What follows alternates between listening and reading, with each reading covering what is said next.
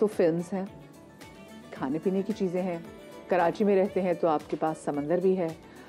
There was a time बचपन में जब बड़ी बड़ी एग्जीबिशंस होती थी, बड़े बड़े सर्कस सजते थे और एक बड़ा मशहूर सर्कस था लकी रानी सर्कस, वो भी लगा करता था। अब आप मैं ये सोचती हूँ कि सर्कस तो कम हो गए, तो वो तमाम तो लोग जो कि उस सर्कस में काम करते थे वो कहाँ गए होंगे? वो बाजीगर आज भी हैं और वो आज भी कोशिश कर रहे हैं कि किसी तरीके से अपनी उस तमाम तर ऑडियंस को किसी तरीके से सर्कस में वापस लेकर आएं और बड़ी मेहनत कर रहे हैं। इस वक्त आपको मैं बताऊं, अगर आपके बच्चों ने कभी सर्कस नहीं देखा तो आपने बच्चों को लेके जा सकते हैं। पोर्ट फ्रेंड में एक सर्कस चल रहा है, ये सर्कस चलेगा तकरीबन 7 जनवरी तक। इस सर्कस में जो जान की बाजी लगाकर मुख्तलिफ करतब करते हैं लोगों को एंटरटेन करने के लिए, वो आज हमारे साथ हमारे स्टूडियोज़ में मौजूद हैं। अपने बचपन से अपने वालिद के साथ सर्कस करने वाले सरफराज हमारे साथ अहमद साहब मौजूद हैं, सरफराज अली साहब हमारे साथ मौजूद हैं और उनकी 2 साहबजादियाँ जो अब उनके साथ सर्कस में परफॉर्म करती हैं। उनकी बड़ी साहबजादी सहर जो तकरीबन 3 साल की उम्र से जो है वो सर्कस में परफॉर्म कर रही है और उनकी छोटी साहबजादी फातिमा जो कि 4 साल की उम्र से सर्कस में परफॉर्म कर रही है। इतनी छोटी छोटी उम्रें हैं, सोचे कि ये खेलने कूदने के दिन होते हैं और सर्कस कोई आम चीज़ नहीं होती। सरफराज साहब, आपको और आपकी दोनों बेटियों को मैं शो में खुश आमदीद कहती हूँ। पहले तो मुझे आप ये बताएं कि जैसे आपके बारे में भी, जैसे आपकी बच्चियाँ बचपन से सर्कस में पार्टिसिपेट करें, आप भी बचपन से, तो कितना पुराना रिश्ता आपका सर्कस से? देखें जी, मेरे तो बाप दादा का काम ही है। जब पार्टीशन से पहले ही दादा मेरे सर्कस में थे, फिर वालिद साहब, फिर अब मैं, अब मेरी औलाद यानी कि 4वीं 5वीं जनरेशन इसके साथ ज्वाइन हो चुकी है। लेकिन जो आपने सर्कस में बूम देखा होगा वो आपकी बेटियों ने वैसे सर्कस में बूम नहीं देखा होगा। नहीं। कितना फ़र्क है वैसे? आप काफ़ी ज़्यादा फील करते हैं? देखिए, फील सबसे बड़ी बात ये कि वक्त के हिसाब से हर चीज़ चेंज हो गई है। लोगों के पास टाइम नहीं है। मोबाइल में लोग इतने मसरूफ़ हो गए हैं कि अपनों के रिश्ते यानी कि भूल गए हैं कि बस वालिदा वालिद बैठे हुए मोबाइल में लगे हुए। मैंने देखा है सर्कस के ऊपर से लड़का झूलों का आइटम कर रहा, वो गिरा है, लोग मोबाइल में लगे हुए हैं। किसी ने वीडियो बना लिया, ठीक है, वरना ऑन द स्पॉट उसकी डेथ हो गई। अल्लाह अकबर, अल्लाह अकबर। ऐसे भी हुआ है। तो आप ये कहना चाह रहे हैं कि जो लोग आते हैं, जो पहले टाइम पे जो लोग आते थे वो मुख्तलिफ थे और जो अब लोग आते हैं सर्कस देखने के लिए वो मुख्तलिफ लोग हैं और यहाँ बड़ा फील भी करते हैं। अच्छा, आप सर्कस में मुझे बताएं कि आप सर्कस में मेनली क्या किरदार अदा करते हैं? देखिए जी, अब कुछ उम्र का तकाजा भी है, यानी कि मैं 50+ हो चुका हूँ, तो मैंने सर्कस के हर खतरनाक आइटम किए हैं, झूलों के आइटम किए हैं। अभी मैं नाइफ थ्रो कर रहा हूँ, डायरेक्ट। अच्छा। और मैजिक भी मैं करता था। हाँ। यानी कि इस टाइम मैं म्यूजिक भी प्ले करता हूँ। जो मेरे से हो सकता है मैं सर्कस के लिए करता हूँ। सामान अगर इसको फिट करना है, इसको लोड करना है, ये सारी एफर्ट में है। अभी भी माशाल्लाह मैं अपने काम से पीछे नहीं हटता। सही। तो बच्चे मेरे ये सर्कस की दुनिया में, इन्होंने ये सैर है, इसने साइकिलों का आइटम बड़ा अच्छा किया। और मैं अपने नाज़रीन को साथ साथ वो दिखाती भी जाऊंगी। अच्छा, सहर साइकिल से जाती हैं? हाँ। और जो फातिमा करती हैं भाई, फातिमा तार के ऊपर, ये दोनों बहनें तार का आइटम करती हैं, तार पे साइकिल चलाती हैं। ये इतना मुश्किल होता है। मुझे बताओ कि कितना टाइम लगा इसमें माहिर होने में और कभी डर नहीं है कि खुदा ना खासा, और आपको भी आई एम श्योर डर होता होगा कि लड़की ज़ात है, गिर गई, कोई चोट लगी, बड़ा नुकसान हो सकता है? होता है, कहीं समटाइम ऐसा होता है, गिर भी बहुत बुरी चोट भी लग जाती है, लेकिन सही हो गए फिर अपने काम में। फिर तो कभी कोई ऐसी चोट आई कि आप कुछ ज़्यादा देर से लंबे पड़ गए हो? बिल्कुल। ये मेरी सिस्टर ऊपर से झूलों वाला जो रिंग वाला एक्ट है उससे गिर गई थी और तकरीबन 3 महीने ये उठ नहीं पाई थी। इसको इतनी ज़्यादा इंजरी हुई थी। वो टाइम हमारे लिए बहुत मुश्किल टाइम था, 1 मिनट के लिए, कि पता नहीं क्या हो जाएगा, पता नहीं बचना है या और नहीं। कितनी ऊंचाई से गिरी थी फातिमा? 50 फुट की बुलंदी से। 50 फुट की बुलंदी से गिरी थी? एरियल होप था तो एरियल। और क्या उम्र थी उस वक्त? उस वक्त मैं मतलब 3 साल पहले की बात है। 3 साल पहले की बात है। और फिर लेकिन खुद हिम्मत करके दोबारा, और इसके अलावा मैंने सुना क्योंकि छुरी भी लग चुकी थी, कुछ ऐसा भी हुआ था? जी। बस उसके बाद से फिर मैंने नहीं परफॉर्म किया। मैं डर गई। अब अच्छा, पहले मुझे ये बताएं, मुझे लगता था ये जो हम वो फेंकते शायद वो नकली होता होगा, तो वो असली है? असली है बिल्कुल। और आपको किधर चोट लगी थी? मेरे अंगूठे पे लगी थी, पाँव के। अच्छा। तो मतलब छुरी लगी थी और लग के गिर गई। अच्छा। तो मतलब लग के वो गिर गई तो नीचे पड़ी हुई थी, मेरा पाँव सुन्न हो गया था। हाँ। बाबा मुझे देख रहे थे तो कह रहे फातिमा क्या हुआ है, मैंने कहा कुछ भी नहीं हुआ। मैंने कहा आप कंटिन्यू करें। बाबा ने जब देखा ना कि पाँव के पास छुरी पड़ी हुई है तो ब्लीडिंग होने लग गई। बाबा ने ऐसे जब शूज़ उतारा, बस जब देखा तो फिर मेरे को लगने लगी। मैंने कहा मुझे लगी, वरना मेरा पाँव सुन्न हो गया था।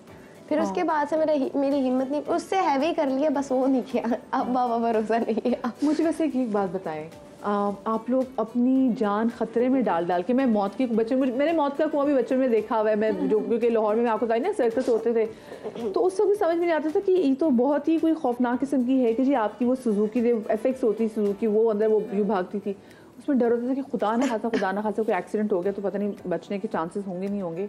आप लोग को भी इतना ही मुश्किल है।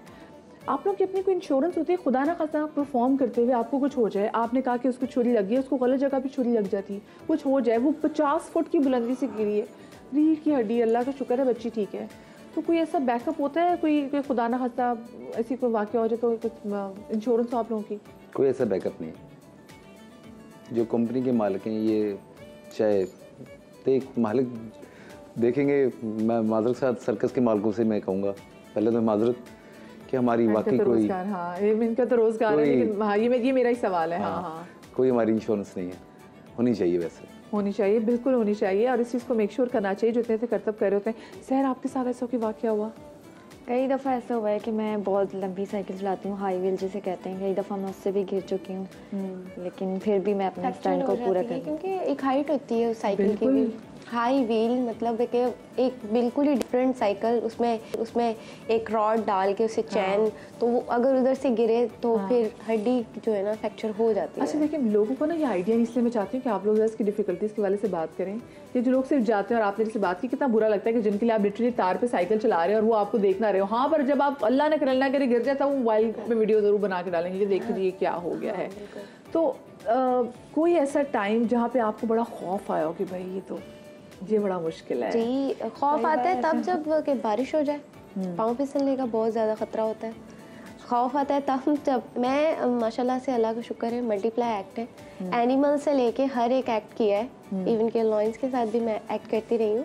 और ये अच्छा, लॉयंस के साथ भी एक्ट करती है तो बड़ा बहुत ही खौफनाक होगा, उसके लिए तो बड़ी ट्रेनिंग की ज़रूरत होती है। बिल्कुल, बहुत ट्रेनिंग की ज़रूरत होती है। मेरे बाबा ने मुझे जो है सिखाया है, उसके अलावा एक और मेरे टीचर है जो वो सिर्फ शेरों का ही करवाते हैं, तो उन्होंने मुझे जो है करवाया, ट्रेन करवाया, और उसके अलावा फिर हर एक चीज़ मेरे पास गन होती है, एक खंजर इन केस अगर वो हो जाए तो शूट का ऑर्डर है। जो पहली परफॉर्मेंस में आपको तो शेर चाहे लागिर शेर हो, शेर की दहशत बहुत होती है। सबसे ज़्यादा मैं बता रही हूँ कि मौसम वगैरह ख़राब होता है तो बिजली जब चमकनी तो हम लोग अंदर होना है, तो जब शेर बोलते तो एकदम जान हाथ में आ जाने की, अल्लाह ना करे हम जानवर है, बिल्कुल जानवर एक जंगल का है, और अगर उसका सिट्टी पिट्टी गुम हुई उससे तो मुझे कहीं नहीं छोड़। मुझे आप बताएं, आप किस दिल से आपकी बच्चियाँ इतने मुश्किल टास्क करती हैं, इतने बड़े खूनी दरिंदे के साथ भी, तो आप किस दिल से भेजते हैं?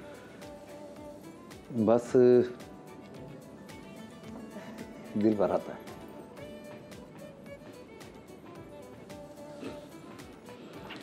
ये यकीनन ये बहुत मुश्किल है। ऑफ कोर्स ये एक ऐसी स्पोर्ट्स, एक ऐसी एंटरटेनमेंट है कि जिसमें आप तो चलें, आप आएँ, आप देखें और आप निकलनी है, लेकिन जो ये सरंजाम देते हैं ना, उनकी सालों की मेहनत होती है, उनकी ज़िंदगी सब कुछ दाव लगा होता है।